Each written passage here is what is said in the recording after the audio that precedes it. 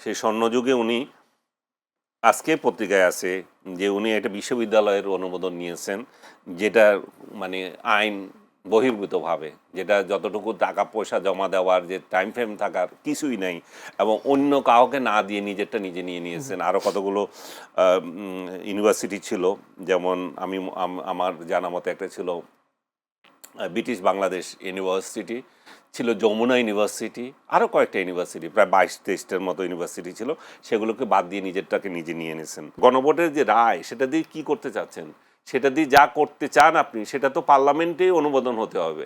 জনাব আনিস আলমগীর, কেমন আছেন? আছে, ভালো আছে।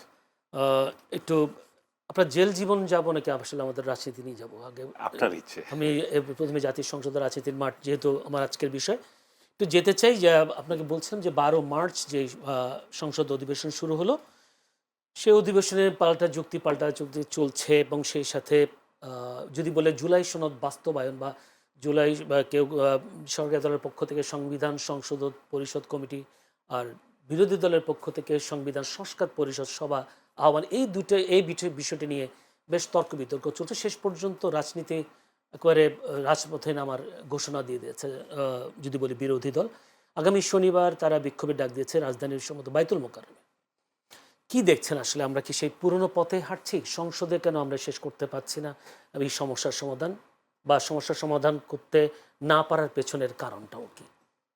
আমি তো কোনো তাদের মধ্যে বড় ধরনের কোনো বিরোধ দেখছি না। সবাই জুলাই সনদ বাস্তবায়ন করতে চায়, এবং জুলাই যে অঙ্গীকারগুলো করেছিল সেটা করতে চায়। এখন তারা একটা বাড়তি কী চায়, সেটা হচ্ছে বিষয়। অঙ্গীকার এবং এটা কিভাবে এখন পালন করবে, সে ওয়ে নিয়ে তাদের মধ্যে বিতর্ক। তারা একজন বলছে সংস্কার, একজন বলছে সংশোধন। সংস্কার আর সংশোধনের মধ্যে কী এমন পার্থক্য আছে? যেহেতু ৭২-এর সংবিধান তো আর ফেলে দেওয়ার কথা কেউ বলছে না, যে এটা এই সংবিধান বাদ দিয়ে আমরা নতুন একটা সংবিধান তৈরি করব, এটা তো ছিল না। এটা তো ডক্টর ইউনূসের যে কারিগররা প্রথমে চিন্তা করেছিল, পরে দেখলো যে না, এটা ঠিক খায় না মানুষ। তখন আবার চিন্তা করলো যে সংস্কারের কি, এই জিনিসগুলো আমরা করব। প্রধানমন্ত্রীর মেয়াদ এতদিন থাকবে, রাষ্ট্রপতিকে এই করব সেই করব, যা কিছু আছে।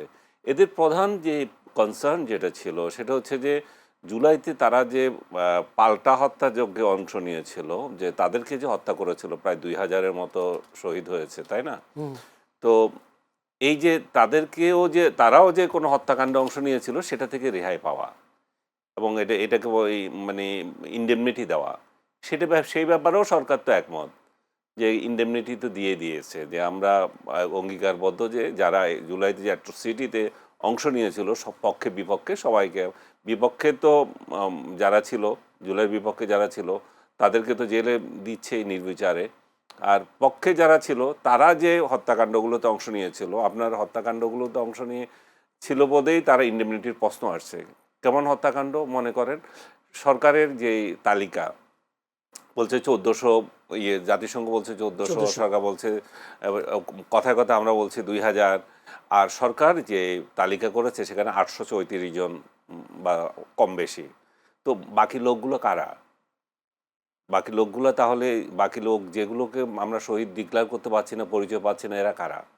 এখানে অলিখিত যে মানে অজানা যেমন কিছু লোক আছে, তেমনি আওয়ামী লীগ বা জুলাইয়ের পক্ষে যারা মানে বিরুদ্ধে যারা দাঁড়িয়েছিল, সেই সমস্ত লোকগুলো আছে এখানে। এখানে পুলিশ আছে, নানাজন আছে, পুলিশ হত্যার বিষয়েও এখন নানা কথা হচ্ছে। তো সার্বিকভাবে তো এত বড় একটা ঘটনা থেকে আপনাদেরকে রক্ষা করে দিয়েছে, এবং স্বরাষ্ট্রমন্ত্রী আবার পার্লামেন্টে বলতেছে যে যে এটা যদি আমি বিচার করতে যাই পুলিশ হত্যার, তাহলে তো ৭১-এর রাজাকারদেরও হত্যার বিচার করতে হবে। মানে আপনি দেখেন যে বাংলাদেশের স্বাধীনতার যেই কজ, সেটাকে একটা সরকার পরিবর্তনের কজের সঙ্গে তুলনা করছে স্বরাষ্ট্রমন্ত্রী। তা বিরোধী দল আর কি চাইতেছে আমি আর জানি না। তারা, আপনি বলছেন যে তারা রাজপথে যাবে, রাজপথে যাওয়া তো গণতান্ত্রিক অধিকার, এবং সংসদকে বাদ দিয়ে রাজপথে যাওয়ার মতো কিছু ঘটছে কিনা মানুষ তো সেটা দেখবে, মানুষ তো বেকুব না। এবং আমি তো মনে করি না যে এমন কিছু ঘটে গেছে যে বিরোধী দলের কোনো কথাই শুনছে না, বিরোধী দল যা চাচ্ছে। তো বিরোধী দল যদি, আপনি যদি, আপনার যদি ক্ষমতা থাকে, আপনার তো বাস্তবায়ন করবে আপনাকে। এখনও তো দেখলাম যে মুলতবি প্রস্তাব দিয়েছে এই নিয়ে, সংস্কার নিয়ে। তো সেটা নিয়েও তো কথা হচ্ছে, কথা হতে পারে। তার বাইরে মানে ওয়াক আউট করে এত ড্রামা করার তো কোনো প্রয়োজন নাই আমি আপনার কি মনে এটা করি। মনে হচ্ছে কিনা ওয়াকআউট করছে যারা, যেহেতু বিএনপির অনেক সাংসদ আছে যারা বেশ অভিজ্ঞ, দক্ষ সংবিধান সম্পর্কে বেশ দক্ষ, যদি বলি স্বরাষ্ট্রমন্ত্রী সালাউদ্দিন আহমেদ, তার যে যুক্তি, অকাট্য যুক্তিগুলো খণ্ডন করতে না পেরে বিরোধী দল রাজপথে যেতে যাচ্ছে, এমন কোনো বিষয় দেখছেন? সেটা আমি জানি না তারা কেন যেতে চাচ্ছে, বাট সালাউদ্দিন ভাইকে যে এখানে কাউন্টার দেওয়ার কেউ নাই সেটা তো প্রকাশ্য, সেটা তো বোঝাই যাচ্ছে। সেটা যে 8 মাস ধরে যে তারা সংস্কার কমিশন করেছিল সেখানেও সালাউদ্দিন আহমেদ প্রমাণ করে দিয়েছেন যে উনার থেকে এখানে বেশি বোঝার লোক নাই, এবং উনি যে চিন্তা করেছেন, বিএনপি যা চেয়েছে সে অনুযায়ী উনি স্বাক্ষর করেছেন। এখানে অনেক অপ্রিয় জিনিস তাদের ছিল, তারপরও তারা সেটাতে নোট অফ ডিসেন্ট দিয়েছেন, কতগুলো মেনে নিয়েছেন। তো এই প্রেক্ষিতে তারা তো জনগণের কাছে গিয়েছে, জনরায় নিয়ে এসছে যে আমরা জুলাই সনদ বাস্তবায়ন করব, এবং আমরা যেভাবে যেই কজে আমরা একমত হয়েছিলাম সবাই তো জুলাই সনদ তো এটা বিএনপি সনদ না, এটা তো সব রাজনৈতিক দলগুলো একসঙ্গে মিলিত হয়ে করেছে, তাই না? তো আপনারা তখন যদি রাজি হতে পারেন যে নোট অফ ডিসেন্ট সহ, বিএনপি এটা বলছে যে নোট অফ ডিসেন্ট মানি না, তখন বলতেন। তো নোট অফ ডিসেন্ট যখন ওইখানে আছে, তো বিএনপি তো তার মতোই করবে, আপনারটা তো করবে না। আপনারটা করার জন্য তো আপনার সংখ্যাগরিষ্ঠতা পেতে হবে। তো আমার এখানে মনে হয় যেন কিন্তু সেখানে গণভোটের যে রায় 70%-এর মতো, সেখানে কি এটা প্রমাণ করে না যে জুলাই সনদ বাস্তবায়ন হওয়া দরকার, বেশি দরকার? গণভোট নিজেই তো একটা অবৈধ জিনিস, সেটা তো প্রমাণিত হয়েছে। আমি আপনার এখানেও বসে বলে গেছি অবৈধ জিনিস এটা, আমার মনে হয় আপনি হয়তো ভুলে গেছেন যে এই ভোটটাই অবৈধ। এটা এটা এটা জাস্ট বিএনপি একটা মানে মানে কেন অবৈধ মনে হচ্ছে আপনার? বা এটা মানে সংবিধানে নাই, এটা কোথাও নাই। যেটা সংবিধানে নাই, যেটা রাষ্ট্রপতি একটা অধ্যাদেশ আদেশ দিয়ে দিলেন, রাষ্ট্রপতির আদেশে তো হতে পারে না। রাষ্ট্রপতি নিজেই তো বলছে যে আমাকে জোর করে এই আদেশ নিয়ে গেছে, আমার কোনো ক্ষমতা ছিল না এখানে কিছু বলার। কিন্তু একই আদেশে নির্বাচন হয়েছে, তারা মানে বিরোধী দল থেকে না, নির্বাচন আলাদা বিষয়, জাতীয় নির্বাচন সেটা আলাদা বিষয়, সেটা তো রাষ্ট্রপতির অনুমোদন লাগবে কেন? যেহেতু সংসদ ভাঙার 90 দিনের মধ্যে নির্বাচন দেওয়ার কথা, সেক্ষেত্রে এত দীর্ঘ সময়ে সেটা নির্বাচন যতদিনই হোক, সেটা কোনো ইয়ে করে না, সেটার জন্য স্পেশাল কোনো পারমিশনের প্রয়োজন হয় না। জাতীয় নির্বাচনের সঙ্গে তো এর কোনো সম্পর্ক নাই, কিন্তু এটা হচ্ছে এক্সট্রা একটা নির্বাচন। এবং আপনি বলতে পারেন যে জাতীয় নির্বাচনের সঙ্গে গিয়েছে বোধহয় এটা 70% লোকের সমর্থন দেখাতে গেছে। আপনি যদি অন্যভাবে চিন্তা করেন না, 70% লোক আপনি গেছে, কিন্তু কত পার্সেন্ট লোককে আপনি তার মানে এখানে আরো কত পার্সেন্ট ছিল, 30% লোক 30% বাকি। বাকি আছে। আর কত পার্সেন্ট লোক হাঁয়ের পক্ষে না এর পক্ষে গেছে, আপনার সেটা জানা আছে? সেটা আমার কাছে জানা নেই।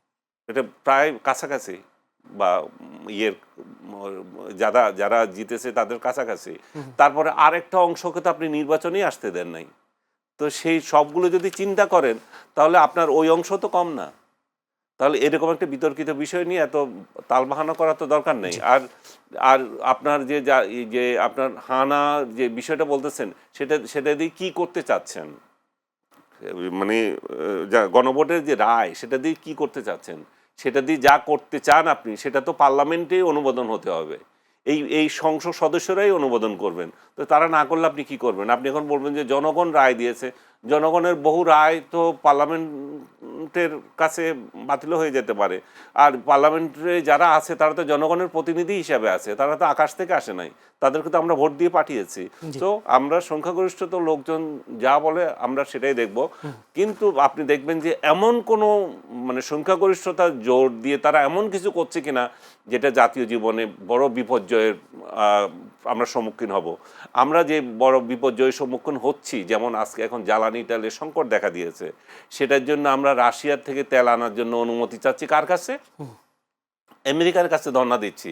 তাহলে আমাদের যে সার্বভৌমত্ব, আমাদের যে অধিকার, সেই জায়গাগুলো যে বিগত সরকার নষ্ট করে দিয়ে গেছে, আপনার তো এই পার্লামেন্টে দাঁড়িয়ে সেগুলো নিয়ে কথা বলবেন যে আমাদের অধিকার নষ্ট করে দিয়ে গেছে, যেগুলো আমাদের সার্বভৌমত্বে হুমকি হয়েছে, সেই সব বাদ দিয়ে বাতিল বিষয়গুলো নিয়ে তো তর্ক করে সময় নষ্ট করার তো কোনো কারণ নাই।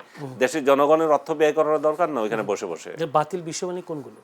বাতিল বিষয় মানে যেটা হয়ে গেছে এবং যেটা অধ্যাদেশ বিরোধী, এবং যেটাকে বাতিলের জন্য যে ওই অধ্যাদেশটা ইয়েতে আসে নাই, এটা অধ্যাদেশও না, এটা আদেশ। ওই আদেশটাও সংসদে আসে নাই। তো আসে নাই মানে হচ্ছে এটা বাতিল। এবং আরো বাতিল হয়ে যাবে 12 তারিখে, 12 এপ্রিলে। কারণ এই 1 মাসের মধ্যে যদি এগুলো উত্থাপিত না হয় অটোমেটিক বাতিল হয়ে বাতিল যাচ্ছে। হবে। জি। তো আমরা সংখ্যাগরিষ্ঠর প্রতি সম্মান করতে হবে। আপনি আপনি আপনার ইচ্ছায় চলবেন, আমি বিরোধী দল, আমার কথাই শুনতে হবে, এমন এটা যেমন সত্য না, তেমনি সংখ্যাগরিষ্ঠ যারা আছে তারা যা ইচ্ছা তা করবে সেটাও আমরা সেটা চাই না। মানে একই কথা, একটা প্রশ্ন, সেটা হচ্ছে এবারে নির্বাচনে জামায়াতের যে উত্থান আপনি দেখছেন, বিশেষ করে তারা তো এই ধরনের ইতিহাস কখনো করতে পারে নাই, প্রায় 68টি আসন তারা পেয়েছে। জামায়াতের উত্থানটাই কীভাবে দেখছেন?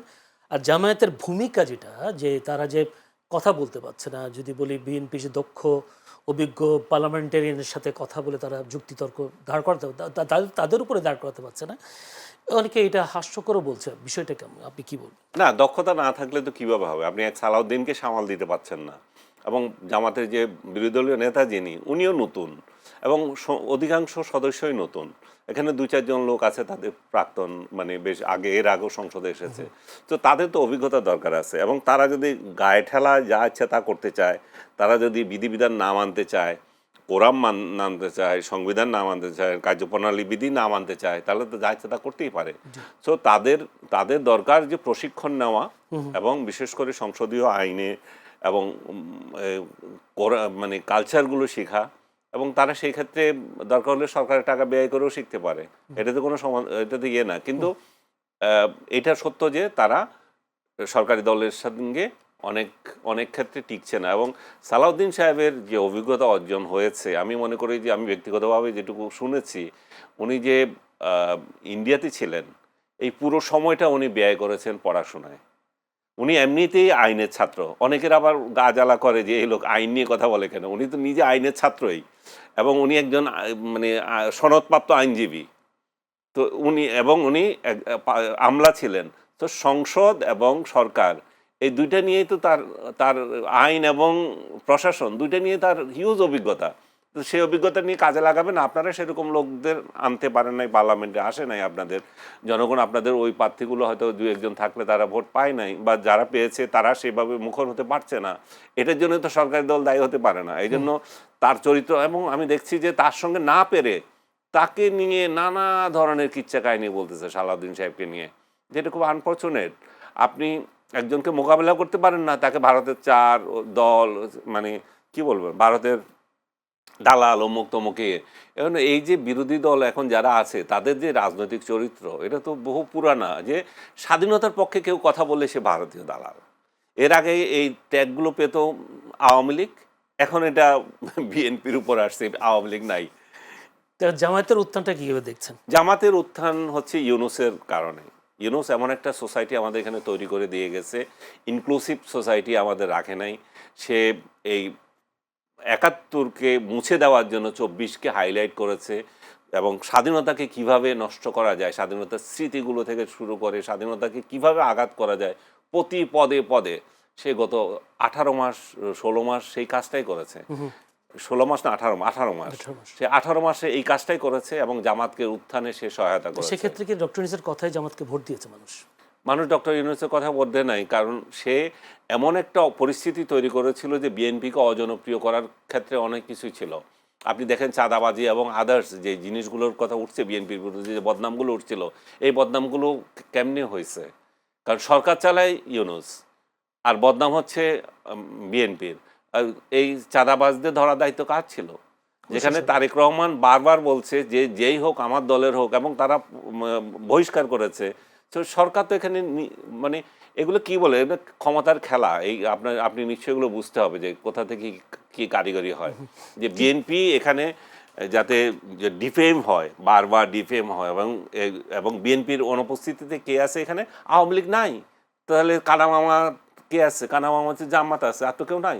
এখানে যদি আরেকটা দল থাকতো যে প্রতিদ্বন্দ্বী হওয়ার মতো, তাহলে আপনি বলতে পারতেন যে এই তাহলে ওরা থাকা পক্ষেও, মনে করেন আপনি বিএনপি, জামাত, আজকে আওয়ামী লীগ 3 দল থাকতো, তখন আপনি বলতে পারতেন যে আওয়ামী লীগের পরিণতি চরম খারাপ হলো, এবং বিএনপি জামাত যাদের 20 সিটের উপরে জিন্দিগিতে পাওয়ার কোনো ইয়ে ছিল না, রেকর্ড ছিল না, তারা এখন বেশি হয়ে গেছে। তখন আপনি এই তুলনাটা দিতে পারতেন। যেহেতু আওয়ামী লীগ নাই, তখন এই উত্থান একটা ফাঁফা জিনিস। যখন আপনি আওয়ামী লীগ সহ একটা কম্বাইন্ড ইলেকশন হবে, তখন আপনি দেখবেন যে এগুলো বাতাসে মিলে যাবে। কিন্তু কেউ কেউ বলছে ডক্টর ইউনূসের সময়টা স্বর্ণযুগ ছিল, আপনি ডক্টর ইউনূসের সরকারের ডক্টর ইউনূসের স্বর্ণযুগ তার জন্য ছিল। সেই স্বর্ণযুগ নিয়ে তো আজকেও অনেক রিপোর্ট হয়েছে, আপনি দেখছেন নিশ্চয়ই। আমি আপনাকে সেই স্বর্ণযুগের উনি কি করেছেন তার একটা উদাহরণ দিই।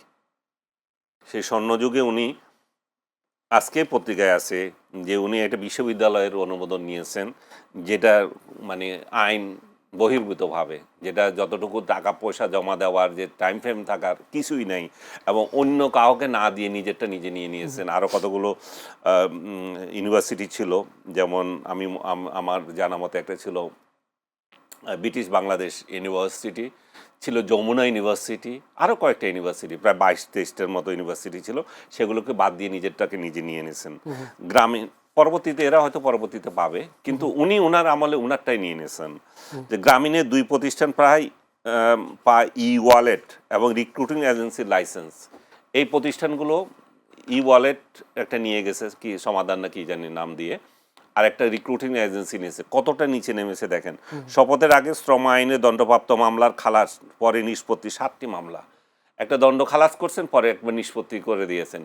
কত বড় বাটপাড়িটা দেখেন। নিজে ক্ষমতায় বসে নিজের মামলাগুলো খালাস করছেন, নিজে আয়কর যতগুলো ছিল সেই আয়কর মাফ করছেন, এবং গ্রামীণ ব্যাংকের যে সরকারি যে 25% ছিল অংশীদারিত্ব, সেটাতে নামিয়ে 10% করে দিয়েছেন।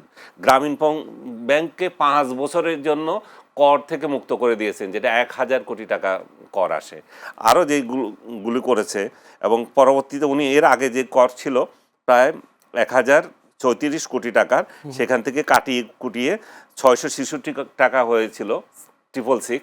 এই 666ও দেন নাই, এটাও আবার দেন না, এটাও মাফ করে দিয়েছেন। এর থেকে নির্লজ্জ বেহায়াপনা বাংলাদেশের কোনো সরকার প্রধান আপনি দেখেছেন কিনা আমি জানি না, যে ক্ষমতা এসে করেছে। এবং এটা তো কমপ্লিট সংবিধান এবং আইন, শপথভঙ্গ সব কিছু এখানে আছে।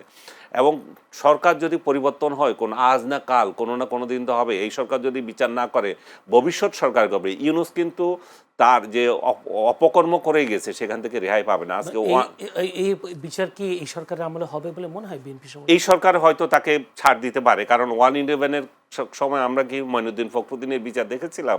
শেখ হাসিনা কি তাদের বিচার করেছিল? করে নাই তো। নিশ্চয়ই তাদের সাথে এমন আন্ডারস্ট্যান্ডিং ছিল যে ঠিক আছে, আমাদের ক্ষমতা আসার ক্ষেত্রে যেহেতু তারাই মানে ভাই তুই গেছিস, এটাতে দেশ রক্ষা হয়েছে, তাতেই খুশি আর কি। তখন তো মঈনুদ্দিন ফখরুদ্দিনের আন্ডারস্ট্যান্ডিং এর মাধ্যমে বলা হয় আওয়ামী লীগ ক্ষমতা এসেছে। এবার তো বিএনপি কারো আন্ডারস্ট্যান্ডিং এর ক্ষমতায় আসে নাই। বিএনপি আসে নাই, কিন্তু এবারে আন্ডারস্ট্যান্ডিং ছিল জামাতের সাথে। জামাত যাতে ক্ষমতা আসতে পারে, ও তো সার্বিকভাবে চেষ্টা করেছে, বাট প্রকাশ্যে বিএনপির বিরোধিতা করতে পারে নাই। সেটা হচ্ছে বিষয়। তাতে আপনার মনে হতে পারে যে বিএনপি ক্ষমতা আসার ক্ষেত্রে ভূমিকা রেখেছিল। তো বিএনপি ক্ষমতা আসার ক্ষেত্রে আমি মনে করি যে সরকার স্বয়ং না রাখলেও মানে আমলাতন্ত্রের একটা প্রচ্ছন্ন সহযোগিতা ছিল। আমি যে কথাটা আপনাকে বলতেছিলাম, সে যে শপথ ভঙ্গ করেছে, সে যে আইন ভঙ্গ করেছে, সংবিধান লঙ্ঘন করেছে।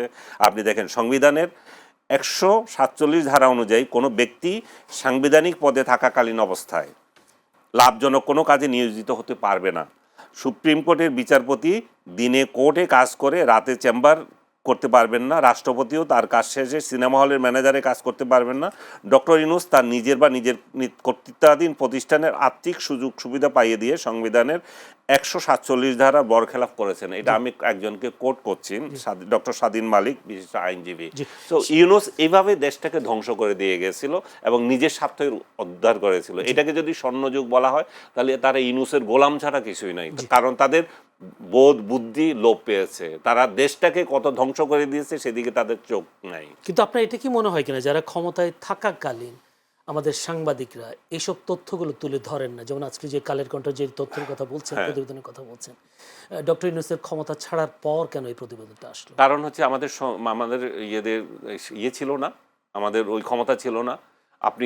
আপনি যদি আপনি কাকে প্রতিষ্ঠানে চাকরি দেবেন, সেটার জন্য ইউনূস মব পাঠাচ্ছে। তার মব বাহিনী গিয়ে সেটা মব করেছে এবং তাদের চাকরিচ্যুত করেছে। এবং এই কালের কণ্ঠ তো মব করেছে। কালের কণ্ঠের নির্বাহী সম্পাদকের উপরও মব হয়েছিল, তাকেও অফিসে যেতে দেওয়া হয় নাই। এরকম আপনি নিশ্চয়ই জানেন, এটা কতজন সাংবাদিকের চাকরি গিয়েছে আপনি জানেন না? এগুলো বিভিন্ন প্রতিষ্ঠানে মব করেছে না। তো যেখানে আপনি প্রতিষ্ঠানে আপনার ভাড়াটিয়া লোক পাঠাচ্ছেন যে মারার জন্য, চাকরিচ্যুত করছেন, সেখানে আপনি কিভাবে আশা করেন যে ইউনূসের বিরুদ্ধে কেউ লিখবে? ইউনূস তো ওই ভণ্ড যে বলেছিল যে আমার সমালোচনা করেন প্রাণ খুলে, তার সমালোচনা করার কারণে স্বয়ং আমাকেই জেলে নিয়ে গেছে। আমি এর থেকে তো আর বড় প্রমাণ আপনার আর নাই। আমাকে কি জন্য জেলে নিয়ে গেছে বলেন আপনি? জি, না, আপনি বলেন কি জন্য জেলে নিয়ে গেছে? আমি আমি সন্ত্রাস বিরোধী আইনে আমি সন্ত্রাস করেছিলাম, প্রশ্ন আসে তো আমি গুলি চালিয়েছিলাম, তারা তো এখানে বলেছে সন্ত্রাস করেছে, তো এই জন্য আমাকে নিয়ে গেছে। যে তো ইউনূস হচ্ছে ওই ভণ্ড যে মুখে এক কথা বলে করে আরেকটা। তো সেই ক্ষেত্রে কালের কণ্ঠকে আপনি কি, কালের কণ্ঠ বা অন্য নিউজ পেপার, আমি তাদেরকে দায়ী করতে পারি না। যদি এখনো বলতে পারেন যে সম্মিলিতভাবে করলো না কেন, সেই জায়গায় আমার কথা আছে। যদি সাংবাদিক সমাজ ঐক্যবদ্ধ থাকতো, ইউনূসের অপশাসন নিয়ে কথা বলতে সেই পারতো। প্রশ্নটা আমি করছিলাম যে আওয়ামী লীগ আমলে যে তথ্যগুলো আওয়ামী লীগের বিরুদ্ধে উঠে নাই, আওয়ামী লীগ ক্ষমতা থেকে যাওয়ার পর আওয়ামী লীগের বিরুদ্ধে, শেখ হাসিনার বিরুদ্ধে বিভিন্ন তথ্য উপাত্ত তুলে দেওয়া হয়েছে, কত টাকা পাচার হয়েছে, কত টাকা লুপাট হয়েছে, সে বিষয়গুলো। তার মানে কি এইটাই আমরা ধরে নেব কিনা মত প্রকাশের যে স্বাধীনতা, সেই স্বাধীনতা কোনো সরকারের না, আমি মনে করি যে আওয়ামী লীগ আমলে আওয়ামী লীগের বিরুদ্ধে বহু জনে লিখছে, বহু ওই তথ্য আছে। আপনি এখন যে বলতেছে এত কোটি টাকা পাচার, এগুলোর কোনো ভিত্তি নাই। এগুলো হচ্ছে ফিট করা নিউজ। এবং সত্যিকার অর্থে যদি ইনভেস্টিগেশন করে করা হয়, শেখ হাসিনা কত টাকা নিয়েছে বা তার বোনের ব্যাপারে সবচেয়ে বেশি অভিযোগ আসে। প্রধানমন্ত্রী তারেক রহমানও বলেছেন হ্যাঁ, 34 সরকার বিলিয়ন যদি ডলার সরকার যদি ওইটা দিয়ে থাকে, তাহলে সরকার এটাতে প্রচার করছে, অন্যরা প্রচার করছে না। তো যদি এভিডেন্স অনুযায়ী দিয়ে থাকেন এবং এই যে অভিযোগগুলো আপনি করছেন, সেজন্য যদি আপনি মামলা করেন, তখন এটা একটা পায়, অভিযোগটা একটা ভিত্তি পায়। আদারওয়াইজ এমনি এগুলো তো রাজনৈতিক রেটরিক হিসাবে থাকবে যে ওরা লুট করে গেছে, ওরা লুটপাট করেছে। যেটা 1/11-এর পরে বিএনপির বিরুদ্ধে এই ধরনের প্রপাগান্ডা চালানো আপনি কি হয়েছিল। এটা মনে করেন কিনা যেটা অভিযোগটা উঠেছে এগুলো সব মিথ্যা? না, আমি মিথ্যা সত্যের বিষয়ে যাচ্ছি না। আমি বলছি যে এটা প্রমাণিত না। আমরা চাই যে যেই অভিযোগগুলো আপনি করছেন, সেই অভিযোগের ভিত্তিতে মামলা করেন এবং এটার সাজা দেন, তখন এটা একটা ভিত্তি পায়। আদারওয়াইজ আমি যেটা বলছি 1/11-এর পরে যে আপনি দেখেন নাই যে মানে ব্যাপক আকারে বিএনপির বিরুদ্ধে অনেক লেখালেখি হলো এবং বিভিন্ন গোয়েন্দা সংস্থা থেকে পাঠানো রিপোর্টগুলো হলো, এবং মাহফুজ আনামের মতো সম্পাদক সেটার জন্য মাপ চাচ্ছেন যে আমরা যথাযথ ভূমিকা পালন করিনি। তো এখনো ঠিক একই অবস্থা। এখনো আপনি মানে পাঠানো জিনিসে দিচ্ছেন, আপনার নিজের ইনভেস্টিগেশন নাই। যেটা আজকে কালের কণ্ঠ করছে, নিজেদের একটা ইনভেস্টিগেশন সেখানে তারা তুলে ধরেছে। এরকম আমি মনে করি যে শেখ হাসিনার বিরুদ্ধেও এরকম যদি তার অভিযোগগুলো যেগুলো থাকে, এরকম ইনভেস্টিগেশন করা উচিত, ইনভেস্টিগেশন করে এটা দেওয়া উচিত। কেউ তো ধোয়া তুলসী পাতা না, তাদেরকে আমরা ছেড়ে দেবো কেন? এবার যে সরকার এসেছে, এই সরকারের মত প্রকাশের স্বাধীনতা কতটুকু মানে প্রকাশ করা যাবে? মত প্রকাশ করা যাচ্ছে, ইউনূসের আমল থেকে তো বেশি করা যাচ্ছে। ইউনূসের আমলে তো কথা বলতে পারে না, বাংলাদেশের একটা সাংবাদিকদের একটা বড় অংশকে তো জেলে দিয়ে দিয়েছে, তাই না? জেলে দিয়ে দিয়েছে বা ঘর ছাড়া করে দিয়েছে, সংগঠন ছাড়া করে দিয়েছে, চাকরিচ্যুত করেছে, যেটা আওয়ামীপন্থী সাংবাদিক হিসাবে পরিচিত যারা, তাদেরকে তো মানে করছে না, অনেকভাবে নির্যাতন করছে। এখনও তারা মানে অনেক ক্লাবের সদস্য না, অনেক ইউনিয়নের সদস্য না, তারা স্বাভাবিক কাজকর্ম করতে পারছে না। তো সেই জায়গায় আপনি ইউনূসের আমলে যেটা হয়েছে, এই আমলে যদি সেটা ঠিক না হয়, তাহলে বলা হবে যে সংবাদপত্রের স্বাধীনতা এখনো আমরা মনে করব যে মানে হুমকির মধ্যে আছে। কিন্তু আমরা যেটুকু আমি দেখতে পাচ্ছি, বেটার হওয়ার সুযোগ রয়েছে। বিশেষ করে তথ্যমন্ত্রী যাকে নিয়োগ দেওয়া হয়েছে, একটা সজ্জন ব্যক্তি এবং ওনার সর্বমহলের সাথে ওনার যোগাযোগ আছে এবং উনি অনুধাবন করছেন যে সংবাদপত্রের স্বাধীনতা থাকা উচিত, সংবাদপত্র তার মতো করে ভাবা উচিত। এখানে আমাদের দলীয় দালালরা শুধু মানে জিন্দাবাদ করবে আমাদেরকে, শুধু সেটা নয়। এটুকু তো গুড সাইন। এটা প্রশংসা করতে হবে এবং সামনের দিনে কোথায় যায় সেটা আমরা জানি না কেউ।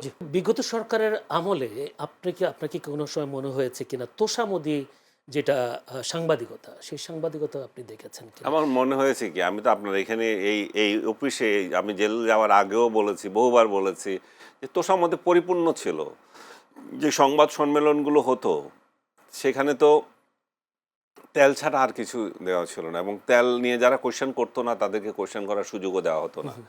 কিন্তু একটা পজিটিভ দিক ছিল যে শেখ হাসিনা অন্তত কথা বলতেন। প্রধানমন্ত্রী হিসাবে ওনাকে যে কোনো কোয়েশ্চেন করা যেত। শেখ হাসিনার এই যে গুণ এবং তথ্য নিয়ে থাকতেন উনি, আপনি যদি ওই সংবাদ সম্মেলনে কখনো গিয়ে থাকেন তাহলে আপনার অভিজ্ঞতা হওয়ার কথা।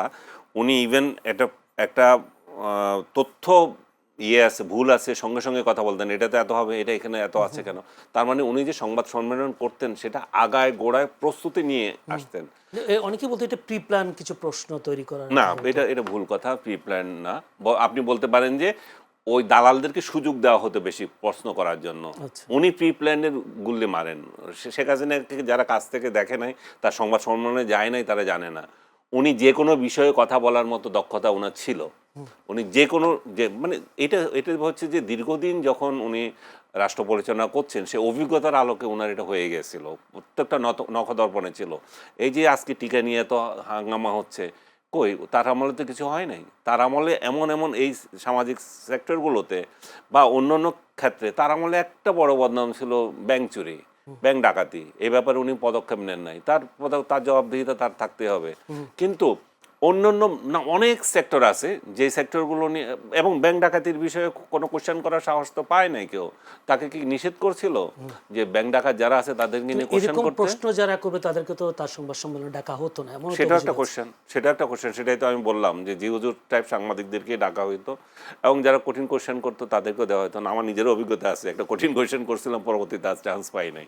কিন্তু আমি এটুকু তাকে স্বীকৃতি দেব যে এটা তো উনার না, এটা তো নিয়ন্ত্রণ করছে যে সমস্ত গোলামরা। এগুলো তো সব গোলামদের সমস্যা, এটা তো উনার সমস্যা না।